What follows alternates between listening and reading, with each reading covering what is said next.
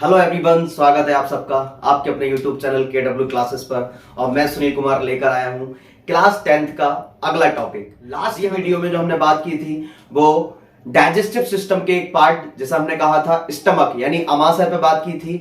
ये जो हमारी वीडियो चल रही है एक लॉन्ग क्वेश्चन की सीरीज चल रही है जिसको हमने छोटी छोटी वीडियो में सब डिवाइड कर दिया है। अगर आपने पुरानी वीडियो नहीं देखी है, आपको क्लियर करना है क्वेश्चन, तो आप जाके डिस्क्रिप्शन बॉक्स में मेरा लिंक है, उसमें आप जाके पुरानी वीडियो को भी देख सकते हैं। आज हमारा जो बहुत इंटरेस्टिंग और बहुत ही ट्रिक के साथ पढ़ने वाले एक टॉपिक जिसका नाम है स्मॉल इंटेस्टाइन, छोटी आंत। जैसे कहा भी जाता है नाम में छोटी है लेकिन काम में बड़ी है, यानी हम कह सकते हैं नाम में छोटी है लेकिन इसकी लंबाई बड़ी आंत से भी बड़ी है। ठीक है, तो हमारा जो टॉपिक है आज हम इसको ट्रिक से समझने वाले हैं। मैं आप लोगों के लिए बताना चाहूंगा KW क्लासेस आप लोगों के लिए फ्री कंटेंट देता है और आपकी बोर्ड एग्जाम की तैयारी के लिए अच्छे से अच्छा कंटेंट देने की कोशिश करता है और आपके लिए क्लास लगाते हैं, लाइव क्लास, और आपकी वीडियो अपलोड भी करते हैं। तो आप लगातार बने रहेंगे तो आई होप आप सभी की तैयारी बहुत अच्छी होगी। शुरुआत करते हैं हम अपने टॉपिक पे स्मॉल इंटेस्टाइन। पहले डायग्राम से देखेंगे कि इससे पुरानी वीडियो में हमने देखा था कि हमारा स्टमक था और स्टमक जो हमारा है इस तरीके से। स्टमक के बाद हमने ये देखा था कि जो ये स्टार्ट हो जाता है, स्टमक का ये पार्ट कहला रहा था हमारा फंडस, कार्डियक फंडस, पाइलोरिक। तो ये पार्ट हमारा पाइलोरिक कहलाता है। तो पाइलोरिक वाले पार्ट के बाद जो स्टार्ट हो जाती है वो हमारी हो जाती है स्मॉल इंटेस्टाइन। तो बेटा हम देखने वाले हैं इस समय स्मॉल इंटेस्टाइन। हम यहां से शुरुआत कर रहे हैं, जो ये डायग्राम आगे जा रहा है यहां से नीचे इसकी शुरुआत करेंगे। कहां तक करेंगे वो डायग्राम में अभी बनाऊंगा, बस हम इसकी शुरुआत करने जा रहे हैं। ठीक है, तो ये जो पाइलोरिक वाले पार्ट से क्या स्टार्ट हो जाती है, स्मॉल इंटेस्टाइन स्टार्ट हो जाती है। और स्मॉल इंटेस्टाइन हमारी शुरुआत होती है स्टमक से। इसके 3 पार्ट होते हैं। कितने होते हैं बेटा? 3 पार्ट होते हैं हमारे। अब इसको हम देखेंगे, इसको डायग्राम बना के देखेंगे बढ़िया करके। ठीक है, तो अब हम इसका डायग्राम बनाने वाले हैं। तो शुरुआत करते हैं यहीं से। जैसे ये निकल के आया हमारा, तो ये स्मॉल इंटेस्टाइन आई, तो इसको हम देखते हैं ये लार्ज इंटेस्टाइन के बीच में पाई जाती है। ठीक है, थोड़ा सा रफली डायग्राम बना के हम स्टार्ट करते हैं अपनी चीज को। ये तो यहां से ये आती है हमारी स्मॉल इंटेस्टाइन, ये इस तरीके से। और बीच में ये बहुत क्वाइल्ड होती है, बहुत ही ज्यादा क्वाइल्ड होती है, जो हमें इतना दिखाई भी नहीं देती है इजिली कि इसका कहां पर किस तरीके से ट्यूब है। बस ये मान के चलिए कि हमारी एक ट्यूब लाइक स्ट्रक्चर प्रेजेंट है जो खुल रही है अब सीधे लार्ज इंटेस्टाइन में। तो यहां जो स्ट्रक्चर आया था ये कहां से आया? वही पार्ट जो मैंने अभी बनाया स्टमक से निकाल के लाए थे। और इसी पार्ट से जुड़ी होती हैं 2 ग्लैंड्स, एक होती है हमारी पैनक्रियाज, और एक होती है लीवर। तो 2 ग्लैंड जुड़ी होती है स्मॉल इंटेस्टाइन के फर्स्ट पार्ट से, जिसका नाम है ड्यूडेनम। अब इसको याद कैसे रखें कि स्मॉल इंटेस्टाइन के 3 पार्ट हैं। याद रखने के लिए आपको पता ही है कि हम ट्रिक से पढ़ाई करते हैं अपनी, कि अभी जो बचपन की पढ़ाई है वो 55 तक ना भूलें, उसके लिए हमारी ट्रिक बहुत जरूरी है। तो ट्रिक के लिए हम बात कर रहे हैं कि स्मॉल इंटेस्टाइन के 3 पार्ट हैं। पहले देख लेते हैं पहला पॉइंट, ऑलमोस्ट यानी लगभग 7 सेंटीमीटर लेंथ, सॉरी 7 सेंटीमीटर नहीं होगा, यहां 7 मीटर होगा, माफी चाहेंगे। तो 7 मीटर लंबी होती है यहां पर, और करीब करीब हमारी कितनी होती है? 2 सेंटीमीटर इसकी क्या होगी? चौड़ाई होगी। अगर इसकी लंबाई की बात करें तो यहां से शुरुआत होने के बाद ये बहुत ज्यादा क्वाइल्ड है यहां पर, और बहुत ज्यादा घूमने के बाद ये जुड़ती है हमारी किससे? लार्ज इंटेस्टाइन से। तो हमने ये बोला ये लगभग 7 मीटर लंबी है और करीब इसकी 2.5 सेंटीमीटर चौड़ाई है। इसकी कितनी चौड़ाई है? 2.5 सेंटीमीटर चौड़ाई है हमारी। ठीक है, small intestine divided in 3 parts, 3 parts की बनी होती है स्मॉल इंटेस्टाइन। देखते हैं ड्यूडेनम, जेजुनम, इलियम। तो याद तो रखें, याद कैसे रखें? स्मॉल इंटेस्टाइन के 3 पार्ट होते हैं, डेजुनम, जेजुनम, इलियम। लेकिन इसको हम याद कैसे रखें जिससे कि हमें जन्म जन्मांतर तक याद हो जाए, मरते दम तक हम ना भूलें? तो उसके लिए आप याद रखेंगे एक ट्रिक। तो ट्रिक है हमारी एसके। क्या है ट्रिक? वही बात सादी से आएगी क्योंकि बायोलॉजी हम पूरी सादी से पढ़ते हैं। DJI, DJI, DJI, DJI। अब क्या याद रखना है इसमें? DJI, DJ पर आई, आई बोले तो आई, कौन आई? भाभी जी। डीजे पर कौन आई बेटा? भाभी जी आई डीजे पर। तो हमें यह बात याद रखनी है कि डीजे पर कौन आई है? भाभी जी आई है डीजे पर। कैसे याद रखेंगे? एग्जाम्पल मान के चल रहे हैं, एक शादी हो रही है, तो एक शादी हो रही है एक व्यक्ति की, एक व्यक्ति का नाम मान लेते हैं कि उस व्यक्ति का नाम है हमारा अनुज नाम है। क्या नाम है व्यक्ति का? अनुज नाम है। तो उस व्यक्ति का अनुज नाम है, तो शादी चल रही है, जैसे होता है एक रिसेप्शन टाइप, दूल्हा दुल्हन बैठे हैं, लड़का लड़की बैठे हैं और सब खाना वगैरह चल रहा है। ऐसा एक अज्यूम करिए, आप मानिए इस चीज को कि शादी में आप जो गए हैं इस तरीके से चल रहा है। तो दूल्हा दुल्हन स्टेज पे बैठे हैं, कुछ लोग खाना खा रहे हैं, कुछ उनके सामने बैठे हैं और कुछ जो दोस्त लोग हैं अनुज के वो डांस कर रहे हैं। और जब डांस कर रहे हैं तो उनके मन में डांस करते करते एक मस्करी सूझी और सभी लोगों ने इकट्ठा होकर बोला कि यार चल अनुज को लेकर आते हैं, आज इसका दिन है, इसकी शादी का दिन है, इसको भी डांस करवाएंगे। तो वो लोग जाते हैं दोस्त लोग और अनुज को उठा के लाते हैं और अनुज के साथ डांस करना स्टार्ट कर देते हैं। अनुज यानी दूल्हा भी उनके साथ डांस करना स्टार्ट कर देता है। अब कोई एक और दोस्त जो जिसके मन में और ज्यादा मस्करी सूझी, जिसके मन में आया कि आज भाई साहब तेरा दिन है, आज नचवाले वरना जिंदगी भर तू नाचता रहेगा, तो उसके मन में आया कि जाके भाभी जी को लेकर आया। तो अनुज भाई साहब चौड़े में, क्योंकि आज दूल्हा बने हैं, आज उनको भाई एक फील हो रहा है कि एक राजा महाराजा जैसा ट्रीटमेंट उनके साथ मिल रहा है। तो अनुज अपनी वाइफ यानी अपनी दुल्हन को लेने वहां पहुंचते हैं और जैसे ही अनुज हाथ बढ़ाते हैं तो भाभी जी भी, आज शादी का दिन है, मौका है, तो क्यों ना आज डांस कर लिया जाए। तो भाभी जी भी क्या होती हैं, स्टेज पे आ जाती हैं, आने लगती हैं। तो यहीं से हम एक पीछे बैठा हुआ इंसान, हम जैसा, जिसने ट्रिक निकाल ली कि डीजे पर आई। अब कौन आई? भाभी जी। डीजे आई, डीजे पर कौन आई? भाभी जी। डीजे आई, डीजे पर कौन आई? भाभी जी। तो यहां से याद रखना है, स्मॉल इंटेस्टाइन के 3 पार्ट है। डीजे आई, डीजे पर कौन आई? भाभी जी। डीजे आई, डीजे पर कौन आई? भाभी जी। बस इतना याद रखिए कि अगर हम कॉन्सेप्ट बना लेते हैं तो जीवन भर हमें चीजें याद हो जाती हैं। स्मॉल इंटेस्टाइन के 3 पार्ट, डीजे आई, डीजे पर आई, कौन आई? भाभी जी। डीजे पर कौन आई? भाभी जी। डीजे आई, डीजे पर आई, कौन आई? भाभी जी। डी बोले तो डेडुनम, डी बोले तो ड्यूडेनम, जे बोले तो जेजुनम, आई बोले तो इलियम। हिंदी के नाम और कठिन है बेटा, हिंदी के जो नाम है वो और कठिन है। तो बायोलॉजी जो है इंग्लिश में ज्यादा सरल होती है, तो आप लोग भी इंग्लिश में कोशिश कीजिएगा इनके नाम याद करने की। तो डीजे आई, डीजे पर कौन आई? भाभी जी। बोलिए मेरे साथ, डीजे आई, डीजे पर कौन आई? भाभी जी। तो डी बोले तो डेडुनम, जे बोले तो जेजुनम और आई बोले तो इलियम। ठीक है बेटा, आगे बढ़ते हैं। डीजे आई आप याद रखेंगे, डीजे पर आई, कौन आई? भाभी जी। अब हम देखते हैं कि स्मॉल इंटेस्टाइन का जो फर्स्ट पार्ट है ड्यूडेनम, वो कैसा दिखाई देता है।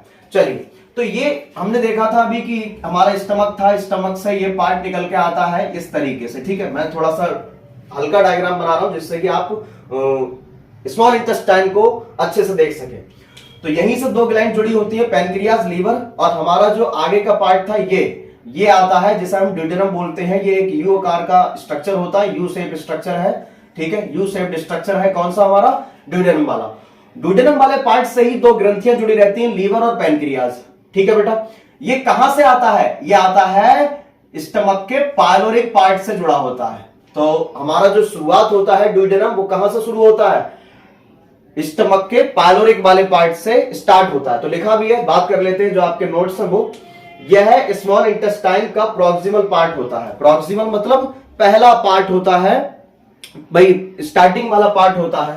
25 सेंटीमीटर इन लेंथ, कितना होता है? लगभग 25 सेंटीमीटर लेंथ में होता है और यू शेप स्ट्रक्चर होता है। लगभग इसकी 25 सेंटीमीटर लंबाई होती है और कैसा होता है? यू शेप में होता है। क्यों? क्योंकि इस तरीके से आ रहा है तो यू शेप का स्ट्रक्चर बना रहा है। ठीक है बेटा, यह स्टमक के पाइलोरिक एंड से स्टार्ट होता है। मैंने ऑलरेडी आपको बता दिया है कि स्टमक के कौन सा एंड से स्टार्ट होता है? पाइलोरिक। स्टमक के 3 पार्ट मैंने बताया है भाई, कार्डियक, फंडस, पाइलोरिक। तो भाई पाइलोरिक वाले पार्ट से क्या जुड़ा होती है? हमारी स्मॉल इंटेस्टाइन जुड़ी होती है। और स्मॉल इंटेस्टाइन का पहला पार्ट जैसा हम क्या कहते हैं? डीजे, यानी डी बोले तो डेडुनम। ठीक है बेटा, आगे बात करते हैं। 2 डाइजेस्टिव ग्लैंड्स ज्वाइन क्या होती है? इससे 2 डाइजेस्टिव ग्लैंड ज्वाइन रहती है। मैंने बताया लीवर और पैनक्रियाज, जिसमें हम कह सकते हैं इसे यकृत और अग्नाशय। इसके बाद जो मैं वीडियो बनाने वाला हूं वो मैं बनाऊंगा ग्लैंड्स पे। ग्लैंड्स ऐसा नहीं कि एग्जाम में लिखना होता है, अगर टाइम होता है तो हम लिखते हैं, टाइम नहीं होता तो नहीं लिखते हैं, लेकिन हम नॉलेज के लिए भी बात करेंगे। ग्लैंड्स अपने आप में एक अच्छा टॉपिक है, एक बढ़िया टॉपिक है जिसमें हम नॉलेज के बारे में बात करेंगे। फिर मैं बात करूंगा लीवर ग्लैंड्स पे अलग, और जो इंपोर्टेंट अलग क्वेश्चन आता है वो ये आता है लीवर ग्लैंड के कार्य लिखिए, यानी लीवर के कार्य लिखिए। ठीक है, बहुत इंपोर्टेंट है, समझते हैं आगे। तो दो डाइजेस्टिव यानी दो पाचक ग्रंथियां जुड़ी रहती हैं किससे, लीवर भाई इससे हमारे ड्यूडेनम वाले पार्ट से, लीवर और पैनक्रियाज, जैसे यकृत और अग्नाशय कहते हैं। अब आता है हमारा सेकंड पार्ट जिसे हम कहते हैं जेजुनम। तो जेजुनम हमारा वो पार्ट है जो यहां पर क्या है, क्वाइल्ड है, इस तरीके से इस जगह पे हमारा पाया जा रहा है। ठीक है, तो जेजुनम क्या है, यह ऑलमोस्ट 2.5 मीटर लंबा स्ट्रक्चर होता है। यह एक ट्यूब लाइक स्ट्रक्चर जो कितना होता है 2.5 यानी 2.5 मीटर लंबा होता है। इसमें फिंगर्स लाइक प्रोजेक्शंस प्रेजेंट होते हैं। इसमें उंगली नुमा संरचनाएं पाई जाती हैं। जैसे अगर मैं इसको थोड़ा सा मिटा के ऊपर का दिखाने की कोशिश करूं आपको, तो यहां मैं मिटा के इस तरीके से दिखाऊंगा। तो हमारा स्ट्रक्चर जैसे हम मान के चल रहे हैं, इंटेस्टाइन हमारी ये है, तो इसको मैंने इस वाले भाग को थोड़ा सा देख दिया, तो इसमें फिंगर लाइक प्रोजेक्शंस पाए जाते हैं बेटा, ऐसे उंगली नुमा संरचनाएं पाई जाती हैं। और इन उंगली नुमा संरचनाओं को हम क्या कहते हैं, रसांकुर कहते हैं हिंदी में, और इंग्लिश में को बोलते हैं बेटा इनको विलाई कहते हैं। और ये विलाई क्या करते हैं, हमारा जो खाना जाता है उसको अवशोषित करते हैं, और इसके ऊपर पाए जाते हैं माइक्रोविलाई, जो अवशोषित एरिया को हम कह सकते हैं एब्जॉर्प्शन एरिया को कई गुना बढ़ा देते हैं। ठीक है बेटा, तो हमारे ये जो फिंगर लाइक प्रोजेक्शंस दिखाई दे रहे हैं आपको, उंगली नुमा संरचना, इसे रसांकुर कहते हैं। वही बात लिखी, इसमें fingers like projections villi present होते हैं जो एब्जॉर्प्शन एरिया बढ़ाते हैं, जो अवशोषण के स्तर को बढ़ा देते हैं। क्योंकि हमारा जो भी खाने का अवशोषण होगा, क्योंकि खाना यहां तक आएगा, पचेगा, पचने के बाद काम की चीज अवशोषित कर ली जाती है, बेकार चीज को शरीर से बाहर कर दिया जाता है। तो जो काम की चीज अवशोषित होगी वो किसके द्वारा होगी, वो होगी इन रसांकुर के द्वारा, स्मॉल इंटेस्टाइन में पाए जाने वाले रसांकुर के द्वारा अवशोषित होगी, जिसे हम कहते हैं विलाई। अब क्वेश्चन एक शॉर्ट में आता है कि रसांकुर कहां पाए जाते हैं, इनका कार्य लिखिए और रसांकुर क्या होते हैं। तो पहला क्वेश्चन इस तरीके से आएगा, रसांकुर क्या होते हैं, ये कहां पाए जाते हैं, इनका कार्य लिखिए। तो रसांकुर एक फिंगर लाइक यानी उंगली जैसी संरचना होती है जो कि स्मॉल इंटेस्टाइन में पाए जाते हैं। इनका कार्य भोजन के अवशोषण को बढ़ाना या भोजन के अवशोषण को करना होता है। मोस्ट इंपोर्टेंट क्वेश्चन है, 1 नंबर में आएगा बेटा। ठीक है, आगे बात करते हैं। हमारा इलियम आता है। इलियम क्या है, लास्ट पार्ट है स्मॉल इंटेस्टाइन का। ठीक है, क्योंकि आ गई है भाभी जी, अब यह 2.4 से 3.5 मीटर स्ट्रक्चर होता है। लास्ट वाला पार्ट जो हम देख रहे हैं, ये लास्ट वाला पार्ट जो है हमारा, ये हमारा इलियम कहलाता है। ठीक है बेटा, और ये वाला पार्ट क्या कहलाया, जेजुनम, और ड्यूडेनम वाले बात पे हमने कर लिए। ठीक है, तो यह 2.4 से 3.5 मीटर लंबा स्ट्रक्चर होता है। स्मॉल इंटेस्टाइन की वॉल पर Brunner's gland and intestinal glands present होती हैं। ये बात हम नहीं भी लिखेंगे तब भी चल जाएगा, लेकिन ज्यादा अच्छी बात है अगर थोड़ा सा ज्यादा सीख लेते हैं कि जो स्मॉल इंटेस्टाइन की वॉल है, भित्ति है, उस पर क्या पाई जाती है, हमारी ब्रूनर्स ग्लैंड्स पाई जाती हैं और इंटेस्टाइनल ग्लैंड्स पाई जाती हैं, जो हमारे डाइजेशन के लिए जो आवश्यक केमिकल्स हैं, जो हमारे फ्लूइड्स हैं, उनको रिलीज करेंगे ये ब्रूनर्स ग्लैंड और इंटेस्टाइनल ग्लैंड। जब हम डाइजेशन मैकेनिज्म पढ़ रहे होंगे उस समय इनके बारे में बात करेंगे कि इनसे क्या निकलता है। ठीक है, यानी पाचन क्रिया बात करेंगे। अभी बात कर रहे हैं मशीन को जानने की, उस मशीन में क्या हो रहा है हम वो बात नहीं कर रहे हैं। मशीन को जानना यानी हम पाचन तंत्र को जान रहे हैं, उस मशीन में क्या होगा वो होगी पाचन क्रिया। क्लियर है, आगे इलियम लार्ज इंटेस्टाइन में ओपन होता है, बिल्कुल सही बात। थोड़ा सा देखेंगे, ये देखिए बेटा, काम की चीजें जो होंगी हमारी एब्जॉर्ब हो जाएंगी और बाकी चीजें हमारी जो बॉडी से बाहर करनी है वो कहां जाएंगी, आगे की ओर बढ़ेंगी और कहां चली जाएंगी, लार्ज इंटेस्टाइन में। तो लार्ज इंटेस्टाइन का 3 पार्ट होते हैं, सीकम, ये हो गया कॉलन, सीकम कॉलन, ये भी कॉलन होता है और ये भी कॉलन होता है। आगे वीडियो में हम बात करेंगे लार्ज इंटेस्टाइन पर, खत्म करेंगे इस क्वेश्चन को। ठीक है, तो ये वाला पार्ट जिससे खुलता है, इलियम हमारा खुलता है सीकम में, तो यहां पर एक बाल्ब पाया जाता है, या स्फिक्टर कह सकते हो, इलियोसिकल बाल्ब, मतलब एक दरवाजा पाया जाता है जिसे हम क्या कहते हैं, इलियोसिकल वाल्व कहते हैं, जिसके द्वारा ये एक साइड में खुलता है। जैसे हम मान के चल रहे हैं ये हमारी इंटेस्टाइन है और ये ऐसा है तो ऐसे खुलेगा और हमारा खाना जब आगे बढ़ जाएगा, खाना कह सकते हैं, वेस्ट प्रोडक्ट कह सकते हैं, जो हमें बॉडी से बाहर करना है, तो इस तरीके से खुलेंगे और खाना आगे जाएगा या वेस्ट प्रोडक्ट जाएगा और ये बंद हो जाएंगे। ठीक है, अब हमारा जो काम की चीजें होंगी वो तो हमने अफसोस यहां पर कर ली है इंटेस्टाइन में, लेकिन बेकार चीजें कहां होंगी? इंटेस्टाइन से ऊपर की ओर जाएंगी लार्ज इंटेस्टाइन में। अब बाकी यहां पर वाटर बचता है, कुछ भी और मिनरल्स बचते हैं, तो हमारे कहां अवशोषित होते हैं? वो लार्ज इंटेस्टाइन में होते हैं, जिनकी बात हम आगे टॉपिक्स में करेंगे बेटा। ठीक है, आई होप ये चीजें आपको क्लियर हुई होंगी। अगर कोई डाउट फिर भी लगता है तो आप मुझसे बिल्कुल कमेंट करके पूछ सकते हैं कि ये वाली बात सर यहां पर समझ में नहीं आई, तो मैं अलग जब भी इस टॉपिक को पढ़ा रहा हूं या मैं दोबारा से वीडियो बनाकर आपको इसमें, या मैं आपको कमेंट के द्वारा भी आंसर देने की कोशिश करूंगा, अगर कमेंट से समझ पाते हैं आप तो, वरना एक स्मॉल वीडियो बना के आपको बता देंगे। तो ये हमारा याद रखना है स्मॉल इंटेस्टाइन। ये अलग से तो नहीं पूछेगा, लेकिन ये लॉन्ग क्वेश्चन में आएगा कि पाचन तंत्र का वर्णन कीजिए, सचित्र वर्णन कीजिए। तो उस समय हमारे जो पार्ट हम पढ़ते आ रहे हैं स्टार्टिंग से, उसका एक पार्ट है जैसा हमने कहा स्मॉल इंटेस्टाइन। ठीक है, तो स्मॉल इंटेस्टाइन के लिए एक ही बात याद रखना, छोटी आंत मतलब डीजे पर आई। कौन आई? भाभी जी। डीजे पर कौन आई? भाभी जी।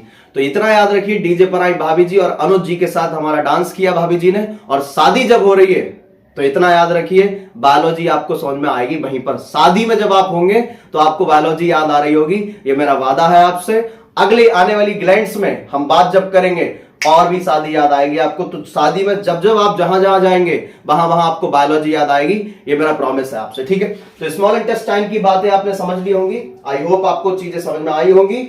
इलियोसिकल वाल्व के द्वारा आगे बढ़ता है हमारा food small interest by large intestine में, स्मॉल इंटेस्टाइन से लार्ज इंटेस्टाइन बढ़ता है। अगर आपको अब भी कोई क्वेरी है, कोई डाउट है, तो आप मुझसे पूछ सकते हैं। इसकी आगे बातें करेंगे नेक्स्ट क्लास में। बस अपना एक फोकस बना के, एक गोल बना के अपनी स्टडी पे लग जाइए। आपकी स्टडी कोई और कराने नहीं आएगा, आपको अपने हिस्से का काम खुद करना होगा। ये बिल्कुल छोड़ दीजिए कि आपको अपने हिस्से का काम नहीं करना पड़ेगा, ये बिल्कुल अपने जहन से निकाल दीजिए, अपने दिमाग से निकाल दीजिए। आपको अपने हिस्से का काम खुद करना होगा। और अगर आज जो भी है आप, वो कल के द्वारा किए हुए काम से हैं, और कल जो बनेंगे वो भी आज के द्वारा किए काम से बनेंगे। तो आज आप मेहनत पे लग जाइए और लगातार रोज मेहनत कीजिए, रोज मेहनत कीजिए। रोज की गई मेहनत ही आपका आगे चल के परिणाम देती है। तो आज जो भी आप हैं वो कल का परिणाम है, जो कल आपने किया, और आने वाले जो आप कल में होंगे वो आज का परिणाम है कि आप आज क्या कर रहे हो। तो ये बहुत डिपेंड करता है स्टूडेंट्स के लिए। बहुत कम समय बचा है, सितंबर, अक्टूबर, नवंबर, दिसंबर। जनवरी तो आपका है ही नहीं, जनवरी तो रिवीजन का है, बल्कि दिसंबर और जनवरी रिवीजन का है। आप नवंबर तक अपनी पढ़ाई कीजिए।